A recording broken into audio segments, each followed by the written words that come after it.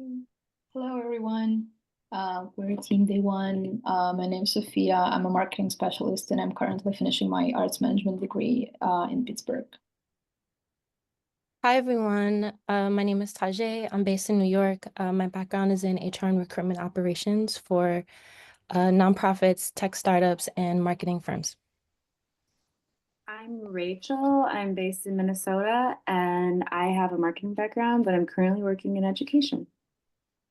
My name is Candace. I'm in Maryland and I'm an aspiring songwriter. Okay. Let me share the slides. Here we go. Right, and take it away. Okay. So hi everyone. Our team came up with this really cool concept called DayOne, and so the idea is that we are bridging the gap between rising artists and their early supporters.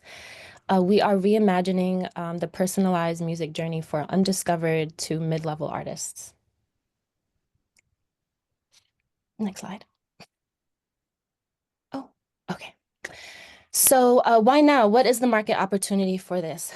We have been seeing a rise in indie and underground artists. According to Medea Research, 40% of independent artists are now accruing for the global music streaming revenue. And we've continued to see a rise in social media platforms, and platforms like TikTok and SoundCloud are showing early fandom drives mainstream success. However, places like or bigger DSPs like Spotify and Apple Music, although they're wrapped in Apple Music replay, proves in demand, they only highlight the mainstream trends. Another highlight we have here, according to Music Business Worldwide, about 80% of Gen Z and millennials want social proof of their music tastes as well.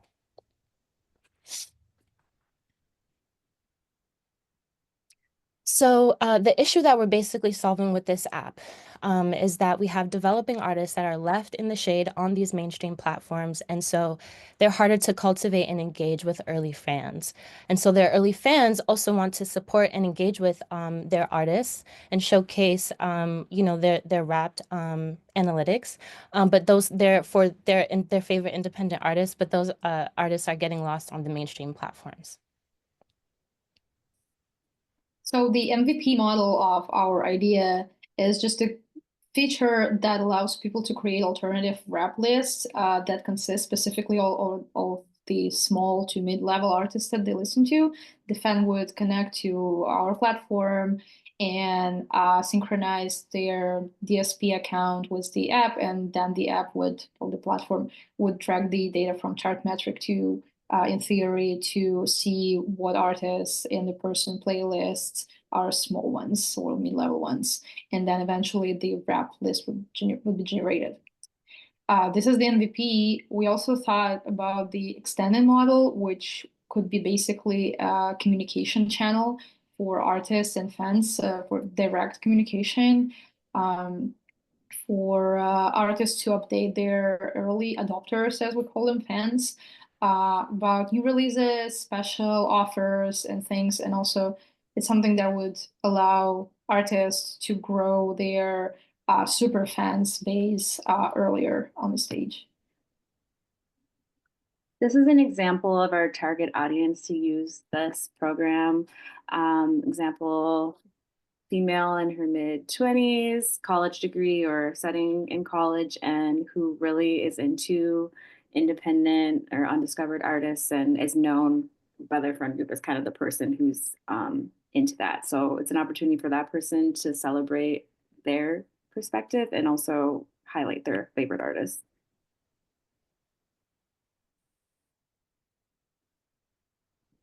While creating this product, we did come across a number of opportunities and challenges. One opportunity being that artists can directly communicate with their early fans and update them as they would like to. DayOne in the future, now we can offer more exposure for undiscovered to mid-level artists, which is a Chartmetric career stage designation. For challenges, we will have challenges keeping fans engaged and in the app long term. And also, we have to ponder what will happen when an artist moves beyond the mid-level career stage.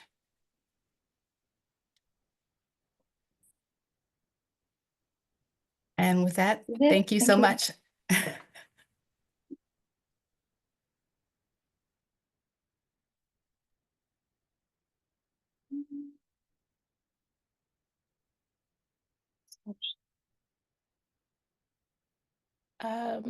It looks like we have a couple questions. I'm so sorry.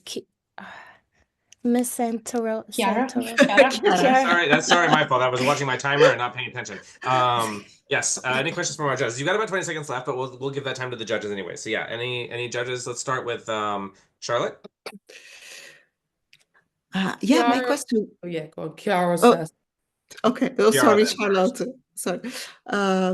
Yeah, my question would be, what is the business model you have in mind for DayOne?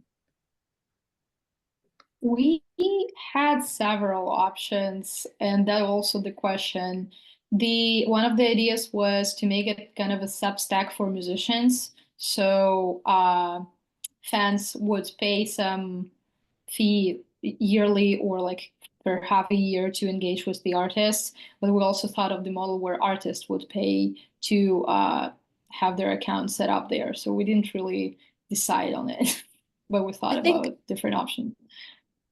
I think another business model we propose too is that the DSPs could pay for this as well, since like if we were we're reimagining like the wrapped attribute. So if DistroKid could provide that as well, that data would come from DayOne. So DistroKid would be paying for DayOne, artists and their fans would sign up for DayOne, and we're assuming that, you know, DistroKid would be interested in partnering with DayOne, since their artists that use DistroKid would use DayOne, and those same artists are already paying DistroKid for distribution.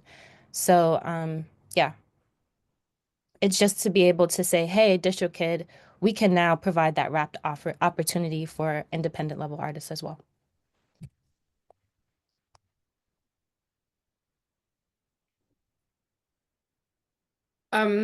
I had a question. I had more. I really like this because I manage artists and I manage a bunch of early stage artists. And one of the biggest frustrations is that when they're small, like not knowing where the fans are, like Spotify's really useless in that thing. I think like it's more of a statement and things to think about. I think like one of the biggest challenges is like you effectively have got a two-sided marketplace here, which is always difficult because you're selling to artists and then you're selling to fans. I think if you can get it's always just getting like the critical number of like fans on there, like that's when the data becomes useful. So I think like you're gonna have to build in some really cool gamification or really interesting features that make fans really excited to be on there. So the more fans that are on there, then the more artists want to be on there. I think you're right that you could partner with DistroKid. I don't think DistroKid is going to pay you for it, but I think you could run a pilot scheme with a DistroKid or a, you know, whatever, and have it as like an add-on feature. I think like artists should be paying for this because it's data that is useful to them.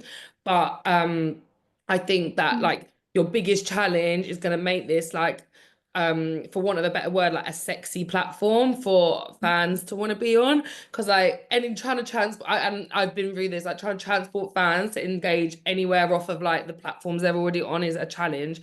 So I really like it, and I would definitely use it if it was like if you had all of that. But it would be hard. But I really like it. I think it's a great idea. Thank you. Thank you. Yeah, I think Rachel, Candace, Sophia, and I, and Radin, who helped you know, create the mockups, could definitely agree. We spent so much time trying to decide how we were going to discuss the business model. We also had difficulty agreeing on it as well. And I think that was just like, you know, a fun challenge, like just being able to talk it through and flesh it out. But I'll pass it over to Sophia, Rachel, Candace, if you want to add anything else. Yeah, no, it's the same thing. I think I was really into kind of the add-on plugin aspect of it, but I also know I'm that gonna it's have to stop you guys right there. all good. All right. Thank you so much. Great questions. Thanks for the judges. Thank you, DayOne, Team 11 for presenting.